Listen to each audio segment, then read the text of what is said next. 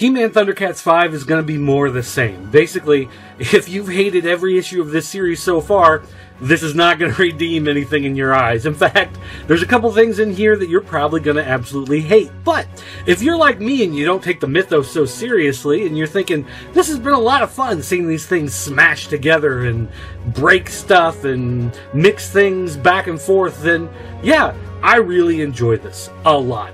And this is one of those issues that's just packed with one giant battle. The forces of evil are coming after Castle Grayskull, and so you've got everybody going into attack. You can go in and look for these tiny little guys in the backgrounds of all the shots. You're going to see Stondar and Rock-On. You're going to see Stratos. You're going to see Mossman. You're going to see everybody in the background of this. It's a lot of fun. It's over the top. It's goofy. It's silly. And the ending is just crazy over the top silly. And again, you're going to hate it if you take the mythos way too seriously.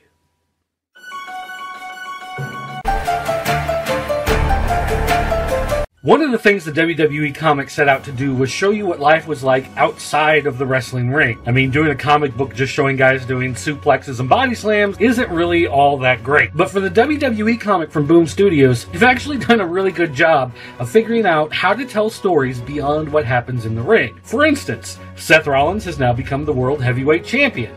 Great. What else is there except for him to have a bunch of fights and protect his title belt? Well, being the champion means you have to answer fan questions and go to toy store openings and do autograph signings and fan access stuff and all sorts of stuff that he wasn't really expecting he had to do.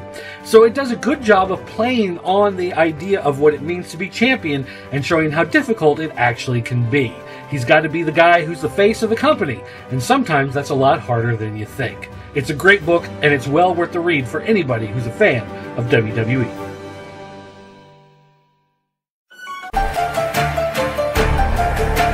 I want to like this. I really do. I know this is supposed to be the new power couple of the Marvel Universe, Spider-Gwen and Spider-Man. And I know Spider-Gwen has her share of fans, and if you love the character, that's great, but I'm really not getting anything out of this story, especially because of the way it's broken down. You have an entire page of dialogue that is literally 6 words? You have conversations that go something like this. Hey, do you think we should? Yeah, I think we should. You really think we should? Well, I think it might be a good idea, but it could be a bad idea. Well, then maybe we shouldn't do it. Yeah, but I think maybe we should. Okay, then we should. And that's the entire way that Bendis writes comics nowadays. And that's like 3 pages of story. I mean, this is just so ridiculous. It is a huge waste of time and money. I know people love Miles Morales. I love the character too. I want to see him have a good book, not this one. I just can't recommend this story because it just goes nowhere and it gets there slowly.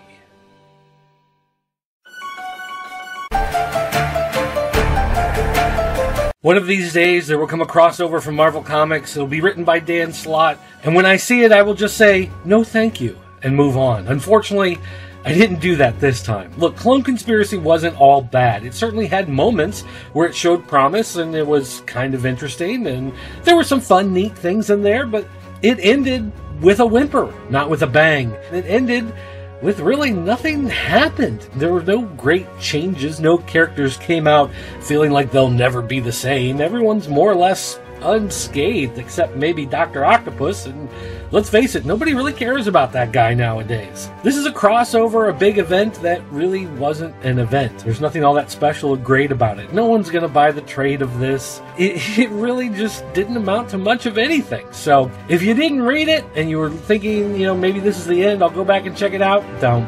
Just don't.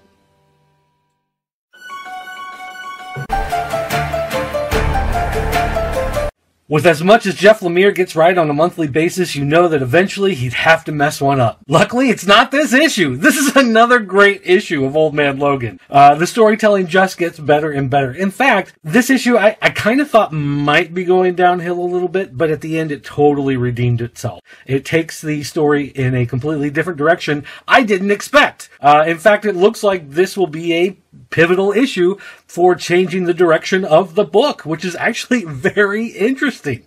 But as much as I like the story and as much as I talk about it, the artwork is fantastic. I know I'm going to mess up this name, but it's Sorrentino? is how you pronounce it? No? But anyway, close enough. The artwork in this is phenomenal. There are several painted pages. There's hand-drawn pages. The artwork is always quirky and different and his own style, and it's always fantastic. And this is one of those issues where even if you're not into the story, you could buy it just for the art and still be completely blown away.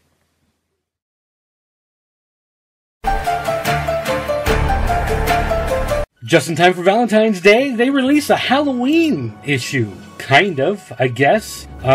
Jonathan and his friend go down to the swamp and they inhale swamp gas and have a bunch of hallucinations about scary stuff and massive amounts of cow milk flooding an old creepy house.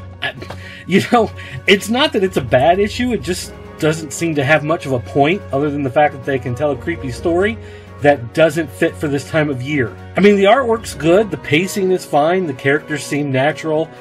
Jonathan gets a little shine just in time for his new series. It's hitting the stands the same day, so there's not really a problem other than the fact that it doesn't serve any purpose. It's not particularly special. We don't learn anything grand about it. I guess the only real thing is that maybe there's a hidden clue about the Clark Kent that's running around in Action Comics that's not Superman. But other than that...